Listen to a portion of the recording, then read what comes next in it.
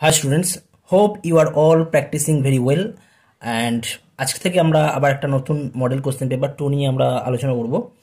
তো লাস্ট ভিডিওতে আমরা মডেল কোশ্চেন পেপার 1 নিয়ে আলোচনা করেছিলাম। সেখানে আমরা তিনটে পার্ট দিয়েছিলাম, পার্ট 1, পার্ট 2, পার্ট 3। সেখানে আমরা মডেল কোশ্চেন পেপার 1 এর পার্ট 1 এ ছিল আমাদের এমসিকিউ, পার্ট 2 এবং পার্ট 3 তে আমাদের ছিল ভেরি শর্ট অ্যান্সার টাইপ প্রবলেমের সমাধান।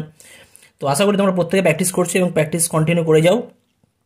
আজকে আমরা শুরু করব মডেল কোশ্চেন পেপার 2 এমসিকিউ কোশ্চেনের সমাধান।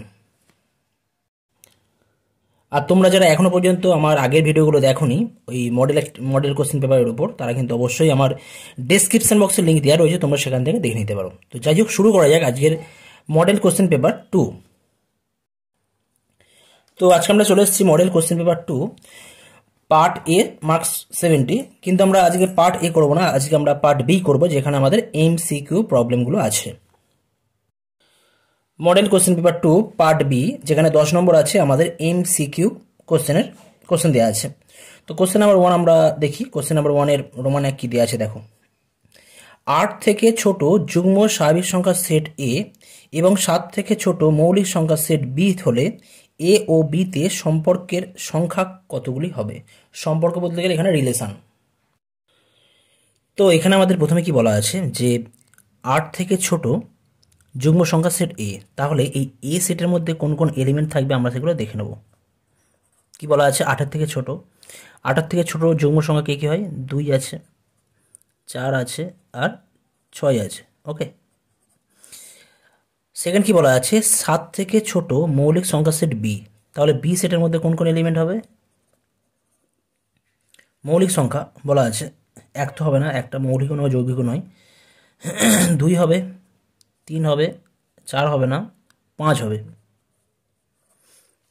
তাহলে এই এ সেটের মধ্যে কতগুলো এলিমেন্ট আছে? N of A equal to আমাদের আছে 3, আর এন অফ বি অর্থাৎ বি সেটের মধ্যে কতগুলো এলিমেন্ট আছে? 3টে আছে। তাহলে আমরা বলতে পারি এ থেকে বিতে কতগুলো আমরা সম্পর্ক বা রিলেশন পাবো? সম্পর্ক বা রিলেশন সংখ্যা হবে নাম্বার অফ রিলেশন বা নাম্বার অফ সম্পর্ক বা সম্পর্ক সংখ্যা।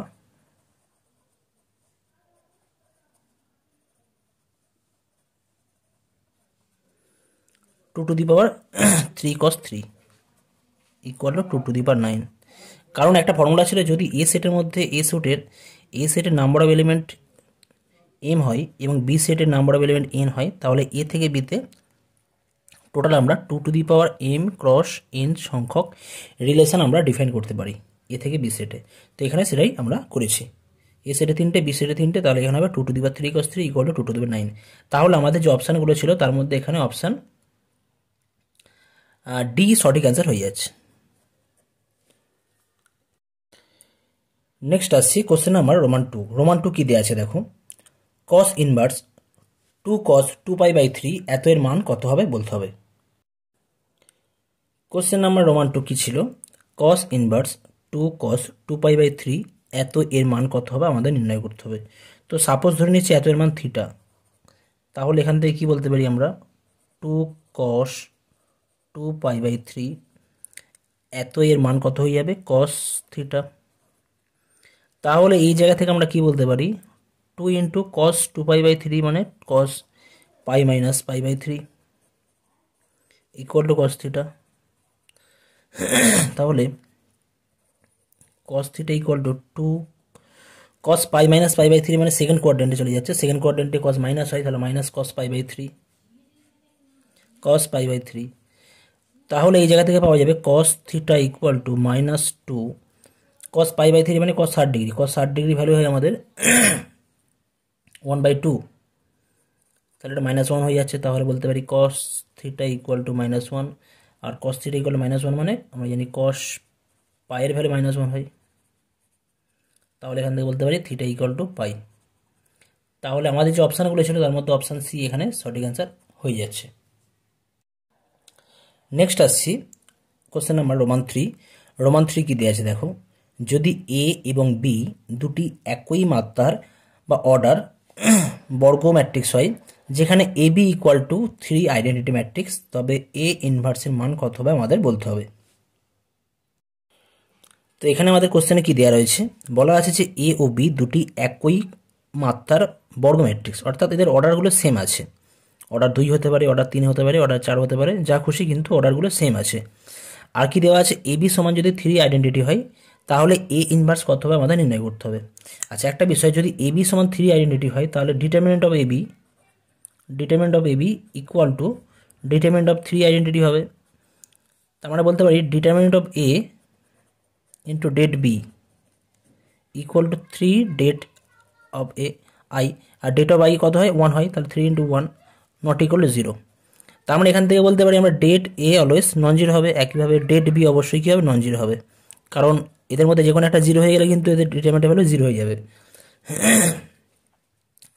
তাহলে আমরা বলতে পারি যে যেহেতু determinant of A non zero, তাহলে এ ইনভার্সের অস্তিত্ব আছে, একইভাবে বি ইনভার্স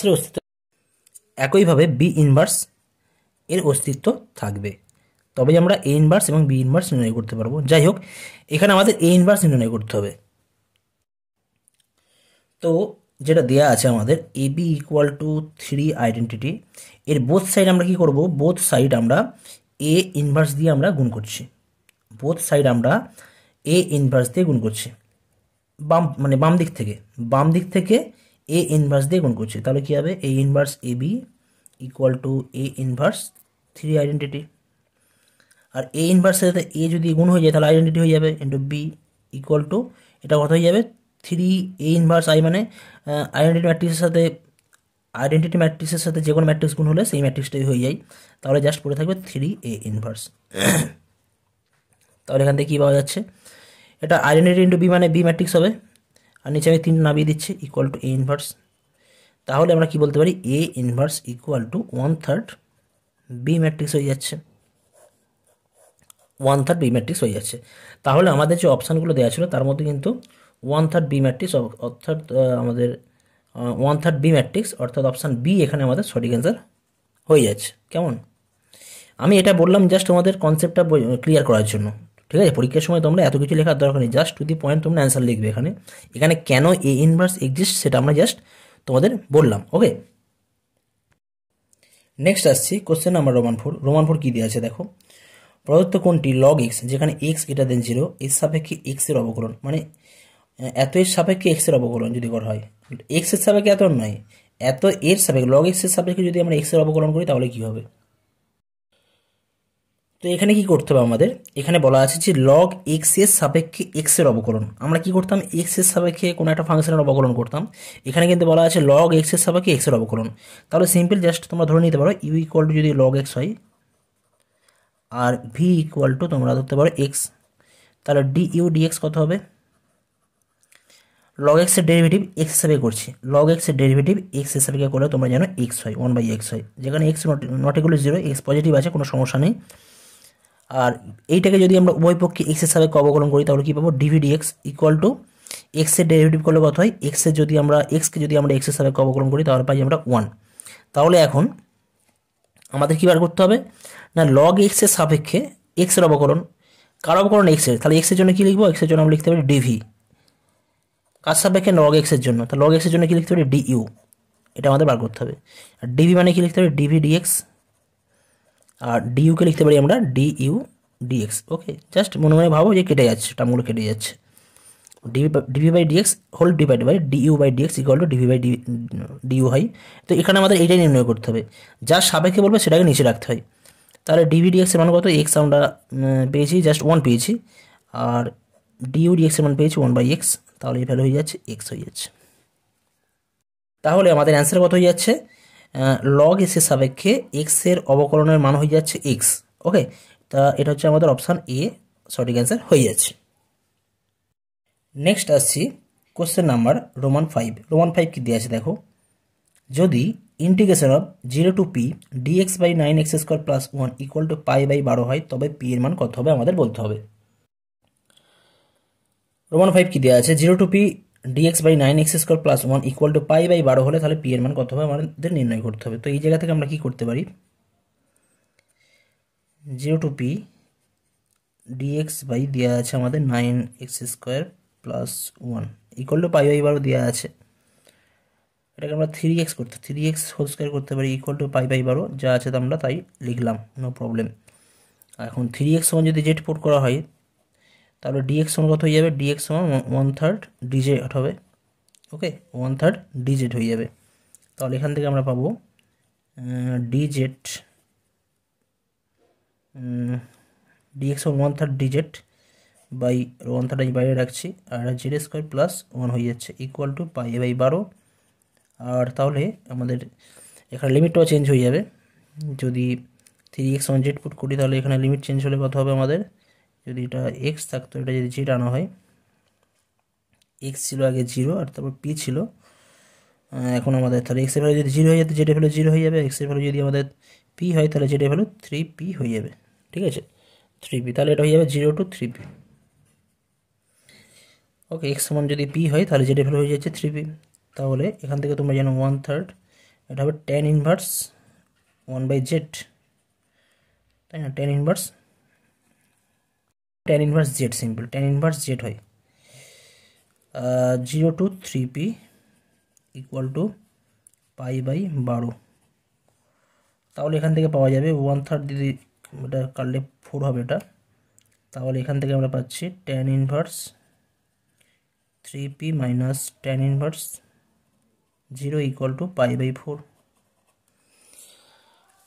তাহলে আমরা কি পাবো এখান থেকে, tan inverse 3p equal two 0, তো ইকুয়াল টু পাই বাই 4 হয়ে যাচ্ছে এটা। তাহলে 3p ইকুয়াল টু হবে tan অফ পাই বাই 4। তোমাদের ত্রিকোণমিতি বিপরীতবৃত্তীয় যে অপেক্ষক যে চ্যাপ্টার ছিল সেই চ্যাপ্টার থেকে আমরা এটা বলতে পারি। তাহলে এখান থেকে হয়ে যাচ্ছে 3p ইকুয়াল টু 1 বা p ইকুয়াল টু হয়ে যাচ্ছে কত, 1/3। তাহলে p এর ভ্যালু কত হবে, 1/3 হয়ে যাচ্ছে আমাদের। তাহলে অপশানগুলোর মধ্যে যে আমাদের যে অপশান দেওয়া আছে সেই অপশানের মধ্যে আমাদের অপশান এ এখানে সঠিক অ্যান্সার হয়ে যাচ্ছে। নেক্সট আসছি কোশ্চেন নাম্বার রোমান 6। রোমান 6 কী দেওয়া আছে দেখো, একটি বৃত্তের ব্যাসের পরিবর্তনের হার 1/পাই একক হলে পরিধি পরিবর্তনের হার কত হবে। ব্যাসের পরিবর্তনের হার 1/পাই একক হলে পরিধি পরিবর্তনের হার কত হবে আমাদের নির্ণয় করতে হবে। তো এখানে কোশ্চেন আমাদের কি দেওয়া আছে, ব্যাসের পরিবর্তনের হার 1/পাই একক হলে পরিধি পরিবর্তনের হার কত হবে আমাদের নির্ণয় করতে হবে। তো সাপোজ বৃত্তের ব্যাসার্ধ যদি আর হয় তাহলে ব্যাস কত হয় 2r, আমি ধরে নিচ্ছি ইউ সমান 2r। ঠিক আছে, আর কি দিয়ে আছে না, ব্যাসের পরিবর্তনের হার কোনো একটা সময় টি সময়ের ধরুন ব্যাসের পরিবর্তনের হার কত হবে না, ডি ইউ ডিটি, এটা দেওয়া আছে। ডি ইউ ডিটি কত দেওয়া আছে, 1/পাই দেওয়া আছে। আর ধরে নিচ্ছি পরিধিটাকে ধরে নেওয়া হচ্ছে ভি। ভি মানে কি, পরিধি কত হয়, বৃত্তের ব্যাসার্ধ যদি আর হয় তাহলে পরিধি কত হয় 2πr, তোমরা এটা জানো। তাহলে টি সময়ের জন্য আমাদের কি বার করতে হবে, ডিভি ডিটি, এটা আমাদের বার করতে হবে। টি সময়ের জন্য আমাদের কি বার করতে হবে, ডিভি ডিটি কত হবে সেটা আমাদের বার করতে হবে। তো যদি আমরা এখানে টি এর সাপেক্ষে ডেরিভেটিভ করি তাহলে কি পাবো, du dt equal to 2dr dt, right. আর 2 ডিইউ ডিটির মান দেওয়া আছে, কত দেওয়া আছে, 1/পাই দেওয়া আছে, ইকুয়াল টু 2dr ডিটি। ঠিক আছে, একইভাবে যদি আমরা এখান থেকে ভিকে যদি আমরা টি এর সাপেক্ষে ডেরিভেটিভ করি তাহলে কি পাবো, ডিভি ডিটি ইকুয়াল টু কত হয়ে যাবে না, ডি ডিটি অফ 2πr, তাহলে 2π তো কনস্ট্যান্ট বাইরে বেরিয়ে থাকবে, পাশে কত হবে না, dr ডিটি। এখন 2 ইন্টু dr ডিটি, 2dr ডিটির মান কত, 1/পাই, তাহলে আমরা এখানে ইউজ করতে পারি পাই ইন্টু 1/পাই ইউজ করতে পারি। পাই বাই কেটে গেলে কত হবে, 1 একক। আর আমরা কি বলেছিলাম, পরিধি পরিবর্তনের হার কোনটা হয়, ডিভিডিটি হয়, তাহলে আমরা এখান থেকে ডিভিডিটি পেয়ে যাচ্ছি। ডিভিডিটি কত পাচ্ছি না, 1 একক পেয়ে যাচ্ছি। অর্থাৎ আমাদের যে অপশান দেওয়া ছিল তার মধ্যে কিন্তু অপশান এ এখানে সঠিক অ্যান্সার হয়ে যাচ্ছে। নেক্সট আসছে কোশ্চেন নাম্বার রোমান 7। রোমান 7 কি দেওয়া আছে দেখো, 60i cap plus 3j cap comma 40i cap minus 8j cap ও ai cap minus 52j cap vector তিনটি সমরেখ হলে এ এর মান কত হবে আমাদের নির্ণয় করতে হবে। তো এখানে কি দেওয়া আছে, 60i cap plus 3j cap 40 i cap minus 8 j cap ও a i cap minus 52 j cap তিনটি ভেক্টর পরস্পর সমরেখ। তো সাপোজ আমি ধরে নিয়েছি তিনটি ভেক্টরকে আমরা এ বি এবং সি দ্বারা নোটেশন ইউজ করছি। আমরা জানি তিনটে বিন্দু যদি সমরেখ হয় তাহলে আমরা কি বলতে পারি, A B vector equal to কী হবে, এম টাইমস কোনটা scalar multiple of BC vector. ঠিক আছে, এ বি সি তিনটে ভেক্টর ছিল, সমরেখ ছিল, তাহলে আমরা কি করতে পারি, তিনটে ভেক্টর যদি আমাদের এ বি সি হয় তাহলে আমরা A B vector equal to M times BC vector আমরা লিখতে পারি। তিনটে ভেক্টর সমরেখ হলে আমরা এটা লিখতে পারতাম। তাহলে এই জায়গাতে কি বলবো, এ বি ভেক্টর মানে কত হবে, B vector minus A vector. তাহলে 40 i cap minus 60 i cap করলে কত হবে, মাইনাস 20 i ক্যাপ হয়ে যাবে। Minus 8 j cap minus 3 j cap করলে মাইনাস 11 j ক্যাপ হবে। আর এখান থেকে কী পাবো আমরা, এম ইন্টু বিসি, বিসি মানে কি C vector minus B vector. C vector করলে কত হবে না, সি ভেক্টর না হলেও বলতে পারি সি বিন্দুর অবস্থান ভেক্টর, যদি ও সি ভেক্টর হতো তাহলে এখানে A I cap minus 40 i cap, তাহলে এ মাইনাস 40 i ক্যাপ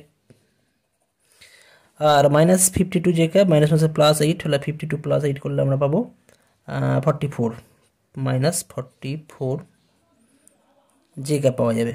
ঠিক আছে, তাহলে এবার এই বোথ সাইড যদি আমরা কম্পেয়ার করি তাহলে কী পাবো, দেখো যদি জে ক্যাপের যে কোইফিসিয়েন্ট আছে, জে ক্যাপের কোইফিসিয়েন্ট কত আছে এখানে মাইনাস 11, এখানে জে ক্যাপের কোইফিসিয়েন্ট কত হবে 44 m হবে। ঠিক আছে, মাইনাস 44 m হবে। তাহলে এখান থেকে বুঝতে পারছি এম ইকুয়াল টু কত হয়ে যাবে, পরিষ্কার 1/4 হবে।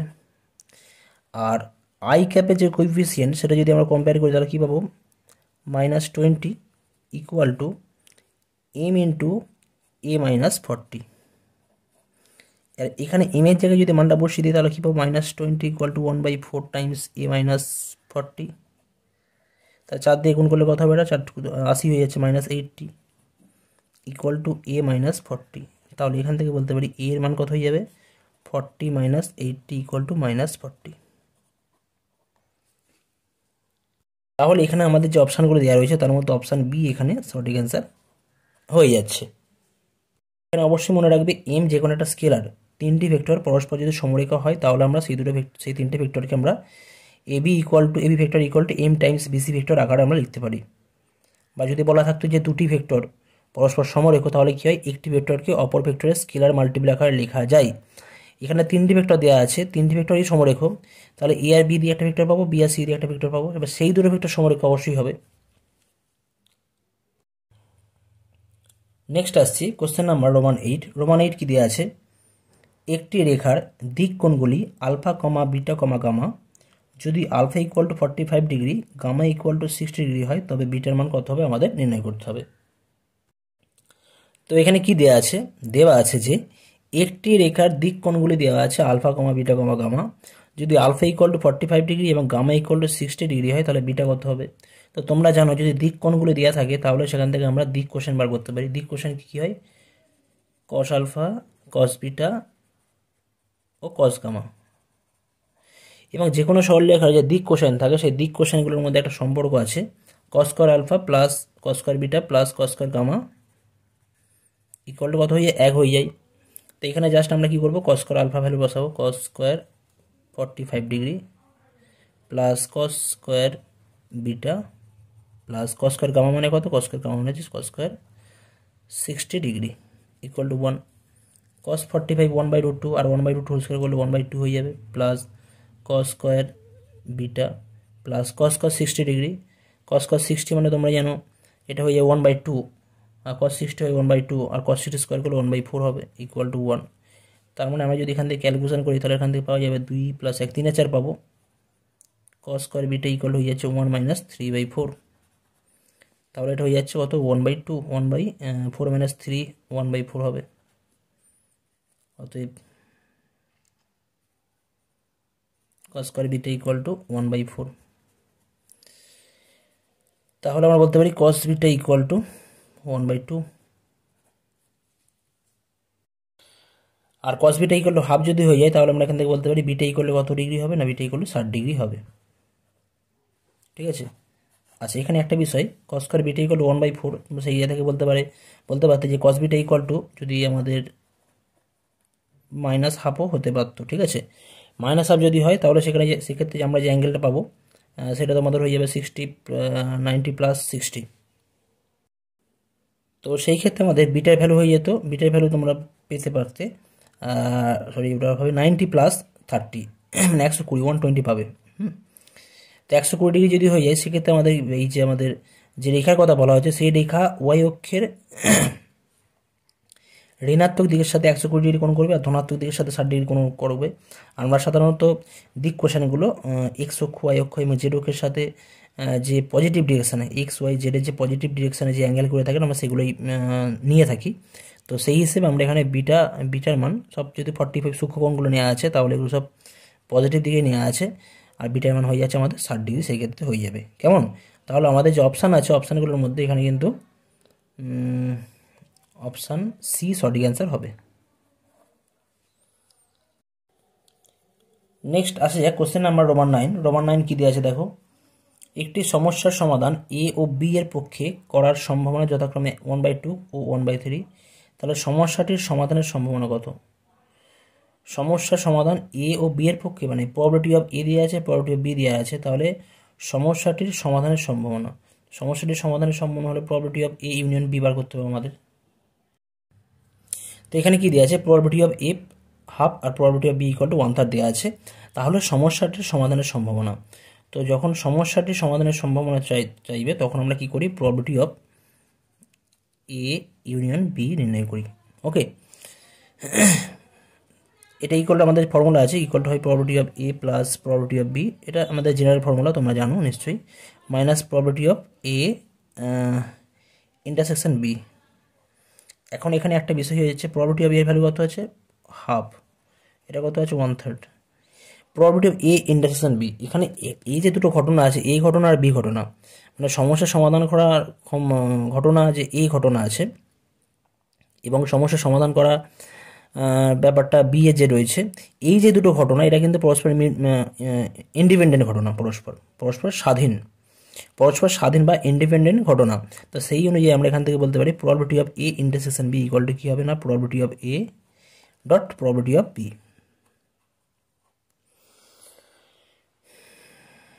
তাহলে এই জায়গা থেকে যদি আমরা ক্যালকুলেশন করি কী পাবো? 1/2 plus 1/3 minus 1/2 into 1/3 equal to হয়ে যাবে আমাদের, তারপরে ক্যালকুলেশন করবে 5/6 মাইনাস 1/6 করলে পাবে 4/6 ইকুয়াল টু হয়ে যাচ্ছে আমাদের 2/3